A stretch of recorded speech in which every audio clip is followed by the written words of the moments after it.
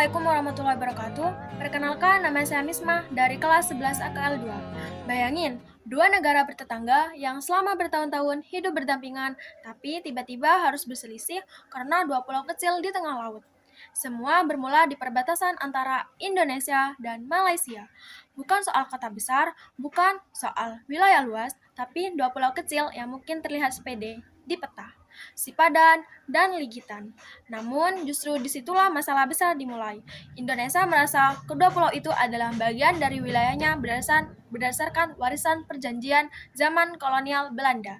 Sementara Malaysia juga yakin pulau itu milik mereka karena sejak lama Inggris dianggap aktif mengelola wilayah tersebut.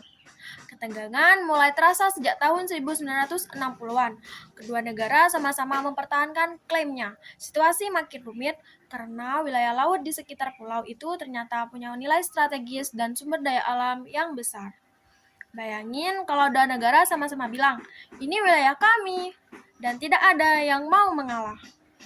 Untungnya Indonesia dan Malaysia memilih jalan damai. Mereka sadar kalau konflik terus berlanjut, hubungan kedua negara bisa memburuk. Akhirnya sengketa itu dibawa ke International Court of Justice di Den Haag pada tahun 1998. Persidangan berlangsung panjang, dokumen lama dibuka kembali, peta kuno diperiksa, bukti sejarah dipelajari satu persatu, sampai akhirnya pada tahun 2002, Mahkamah Internasional mengeluarkan keputusan yang mengejutkan banyak pihak. Sipadan dan Ligitan resmi dimiliki oleh Malaysia. Keputusan itu membuat Indonesia tentunya kecewa, tapi yang menarik, Indonesia tetap menerima hasil sidang tersebut demi menjaga perdamaian dan hubungan baik antar negara. Dan dari situlah melihat bahwa sengketa wilayah tidak selalu harus berakhir dengan perang. Kadang, diplomasi dan hukum internasional bisa menjadi jalan penyelesaian.